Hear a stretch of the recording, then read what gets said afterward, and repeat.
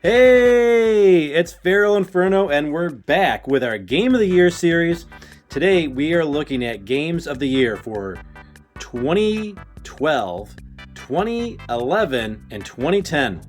Now, you may have heard of some other Game of the Year show, and they have their own pick or whatever. That's not the real Game of the Year, right? That's some guy paid by Doritos and Mountain Dew. Mountain Dew.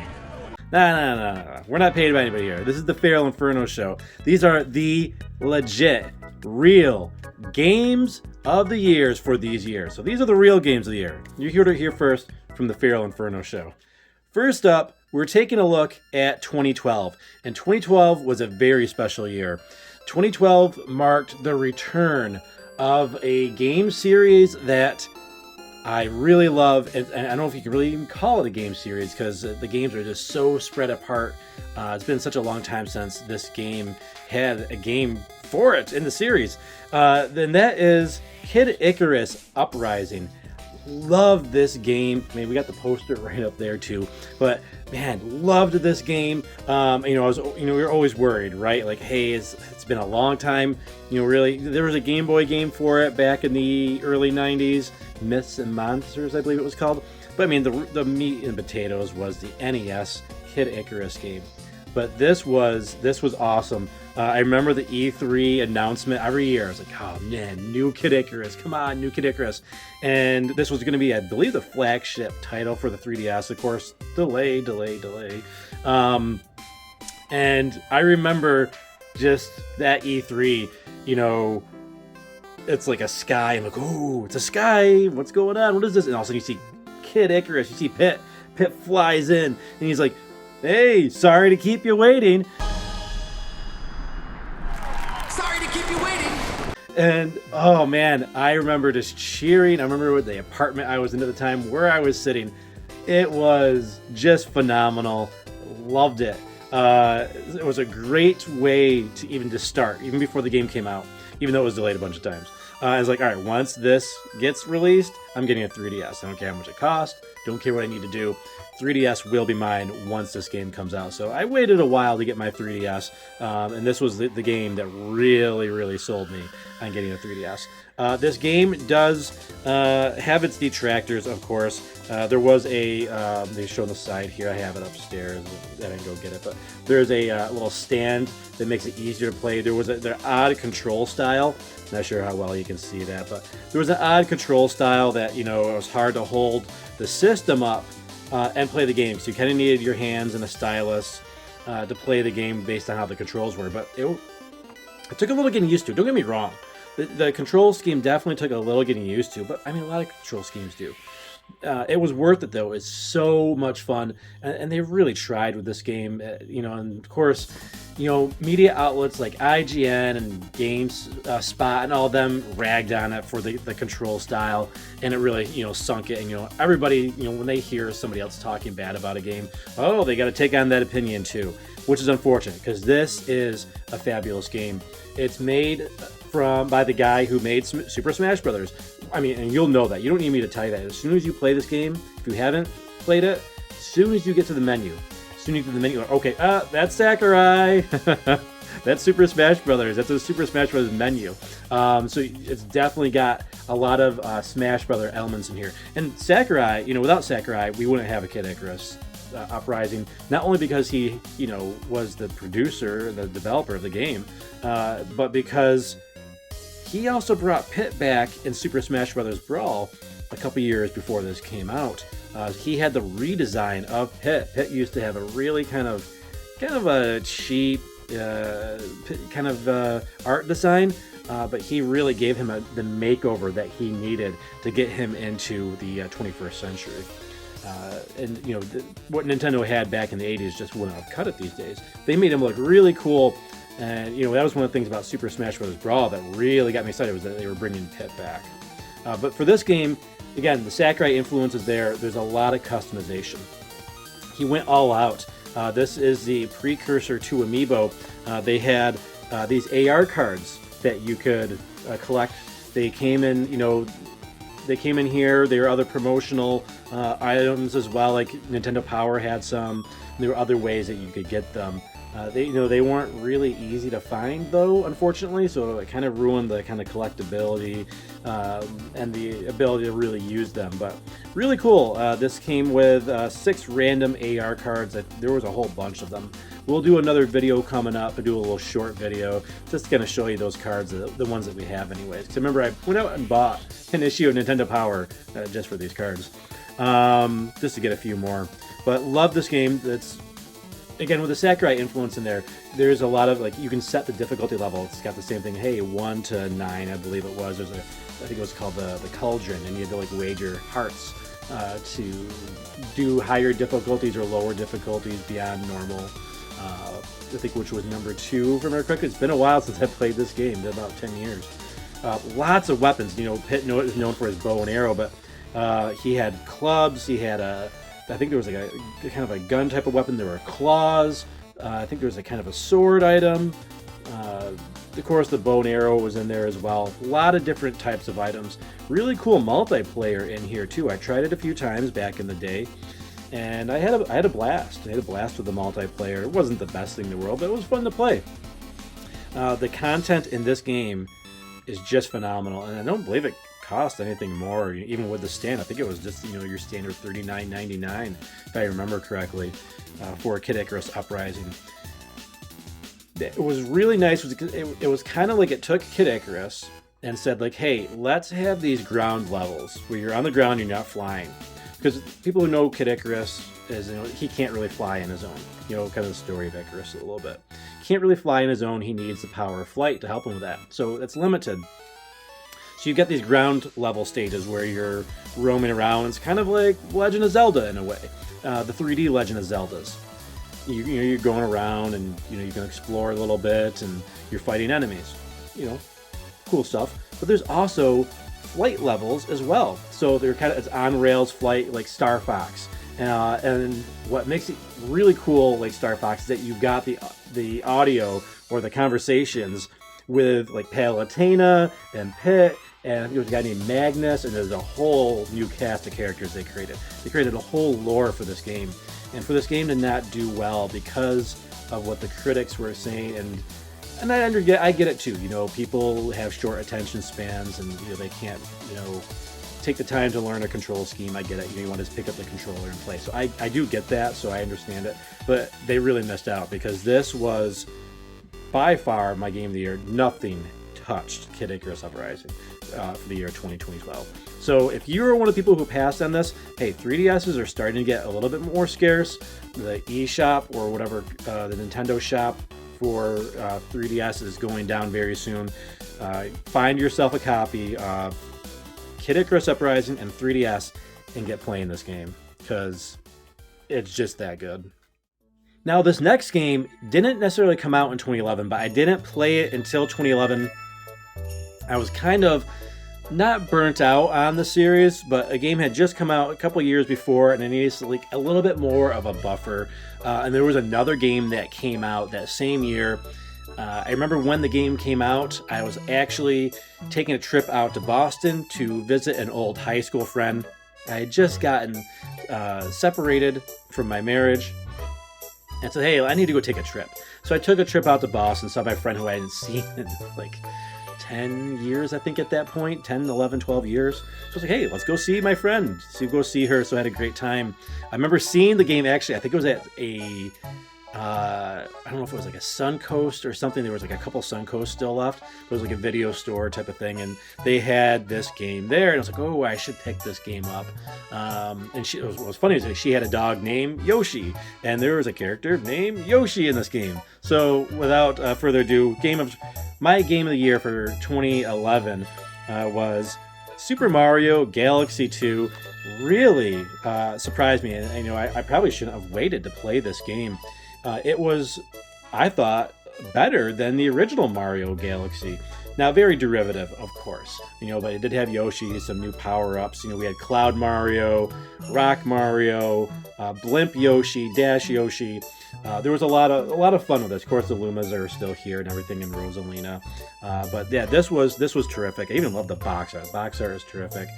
And I'm glad I waited though to play it when I did, because hey, I came in wanting to play the game. And it was a nice break from the game of 2010, which we'll get into because that game was very frustrating at times. But one thing I want to share with you too is, as preparing for this video for Game of the Year, it just reminds me of how much effort went into the production of these games, even outside the games themselves. Look at the disc. The disc that they had for this. So cool. Look at all the artwork on the disc. Not only that, you've got a full color manual. I mean, this thing is huge. Look at how thick this manual is. Now, look at all these pages. We used to get this with games. Back in my day. Now, granted, the content is not. It's not like this is a huge player's guide. You've got hey, it's in French, it's in Spanish, it's in English, right? So it's really 3 manuals in one. So I get it. They're trying to make this just one manual one time. So I understand that, but still, look at all the effort that went into this manual. Beautiful. This was towards the end of when we were getting we weren't getting the manuals anymore, which was really unfortunate. I loved looking at these. Even now, going back, I know a lot of people kind of back in the day, actually, it's funny, we miss the manuals now. Here's an idea of some of the power-ups too you get in Mario Galaxy 2.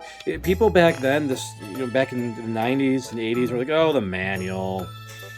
We don't read the manual. We don't need a manual. You just play the game. But now we miss them, right? So I wasn't one of those people. I always loved the manual. One of the cool things about Mario games is that most of them came with a manual and a quick start guide as well. Hey, I don't tend to read the manual. Hey, how do I just quick start? What are the controls? What are some of the things that show in the Mario jump? Hey, you can jump 3 times. You jump higher each time in consecutive order. Hey, here's how you use Yoshi. He can eat fruit. Just really great content that they provided. Hey, if you wanted the detail, you had it, and if you wanted something a little bit more basic, you got that too. And there was always, of course, other things too, like, hey, join the Club Nintendo, which I really miss. Great rewards. They really rewarded you for buying Nintendo products back with Club Nintendo, which is sad that's not around anymore. And even the advertisements. I love the advertisements. Hey, here's some other great games from Nintendo. Mario Kart Wii, Super Mario Brothers Wii Sports Resort. Cool stuff. So really cool that they included all this stuff. To get back to the game a little bit, though, the game really improved upon what Mario Galaxy did. And that surprised me because I thought it was just it was a little bit more of the same. And I think this was originally, slated to be maybe DLC, if I remember correctly, for the Mario Galaxy. But they had so much content, hey, let's just make a new game. So, which I'm glad they did. This was fantastic.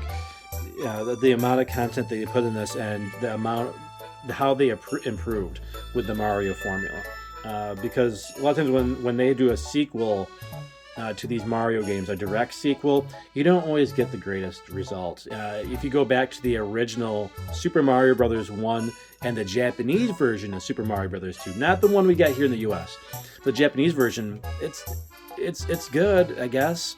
The Super Mario Bros. 2 Japan, but it was too much of the same thing. It was a lot harder. Okay, so you made it a lot harder. That wasn't great, innovative game design.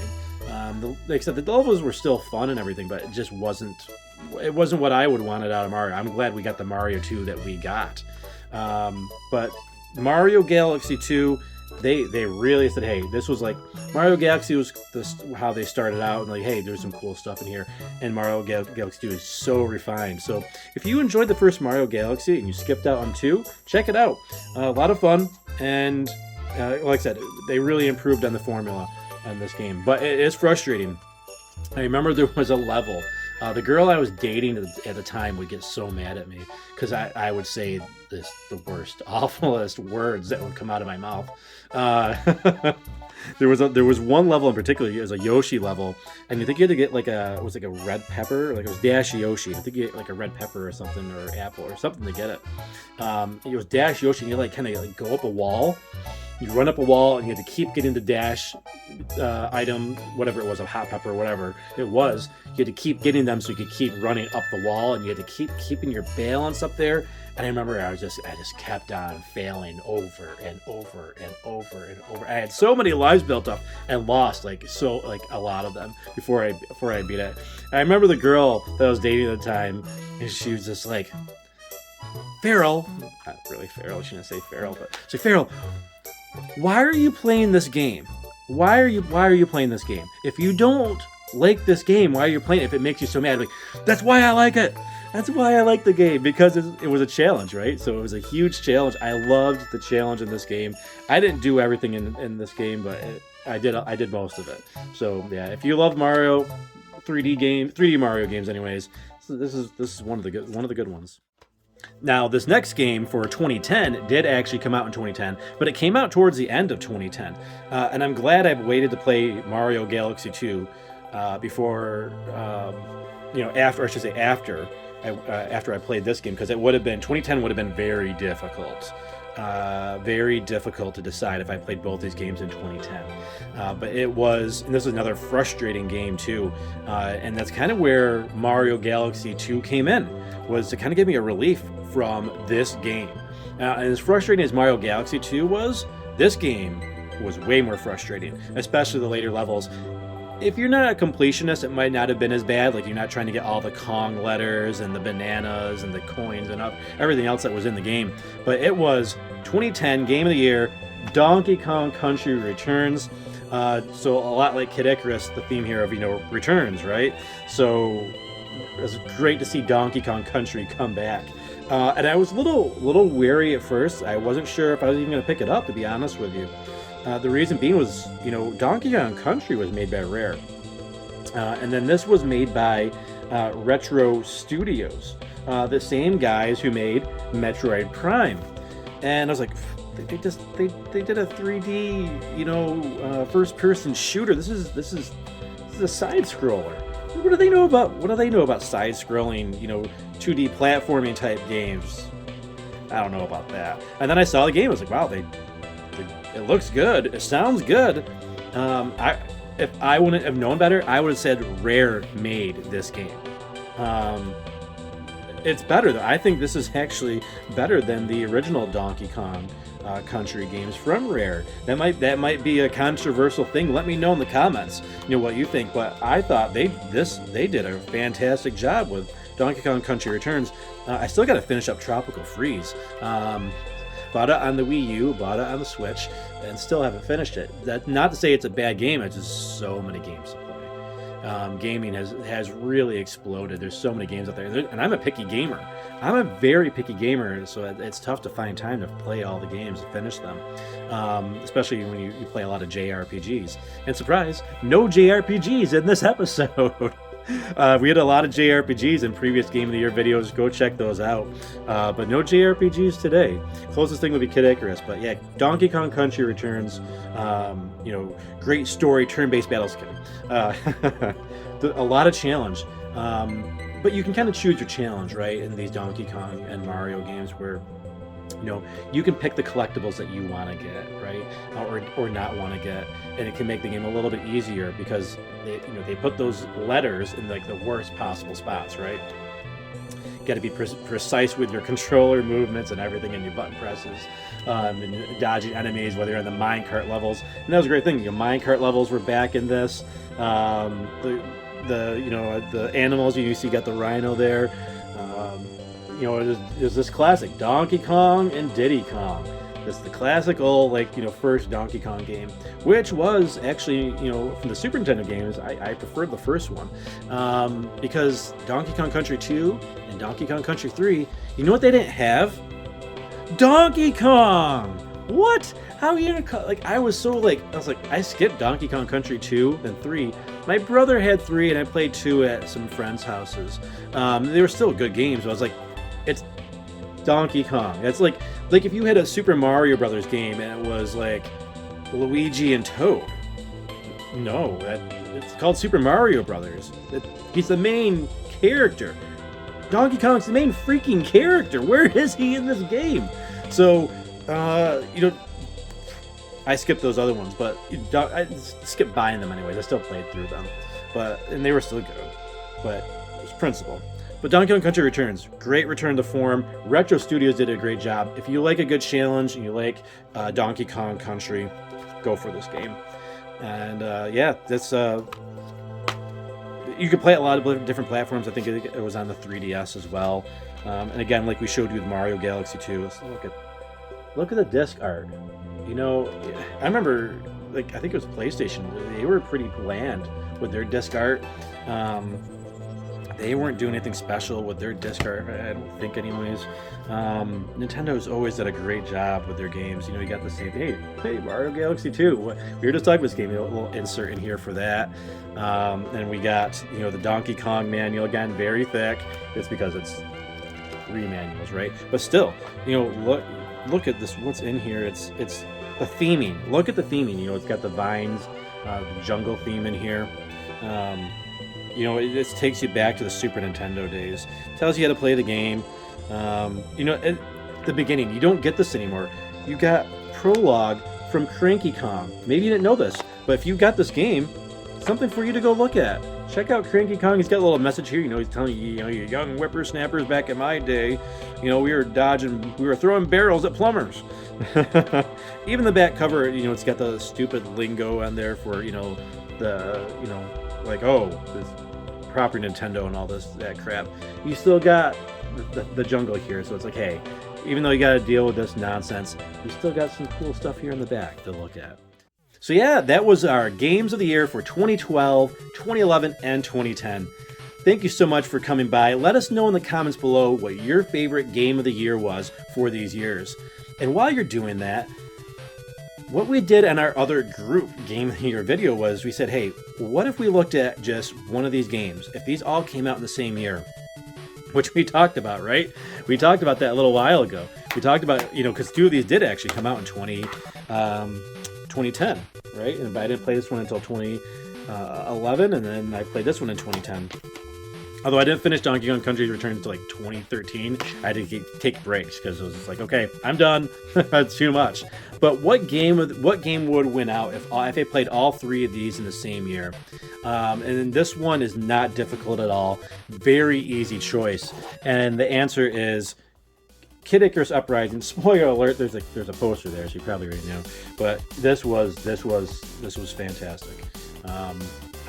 There was rumors this was come out on the Wii U. There's going to be a remastered version. It's going to come out on the Switch. We hear it every once in a while. Never happened. I would love to see them do that. Bring this out to the Switch. I'd rather actually see that first before they did a sequel to the game, because I think that would help get people more acclimated to the game. You know, people aren't going to go out in the 3DS and, you know, really find this too much anymore. And then they can solve the control issue that most people had with the game, just being real here, right? And you know, you can fix that with the Switch. So yeah, Kid Icarus Uprising would be my game of the year for, you know, if all 3 of these games had to go up against each other. Thanks again for joining us on this Game of the Year video. I know it's been a while. We're going to try to get back in the swing of things here on the FeralInferno channel. Do more Game of the Year videos. It's been 7 months since our last one, minus the 2022 one that we did recently. But doing these Journey to the Past Game of the Year videos, really enjoy doing them. Just haven't had time. We're going to try to get more of them out, and then maybe not have a 7-month, window in between this time. Thanks a lot, guys. See you next time. I threw off my camera.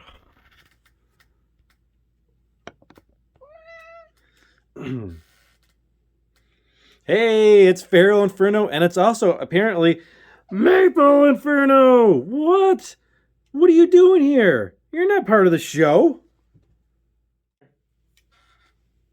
You want to sit with me while we do this? You can sit down here, though, okay? Sit down here. Good girl. Good girl. I know. I know. Look at you roll. It's amazing. Amazing you don't want to do anything to do with me until I start filming. Yeah. Okay. We done talking? No?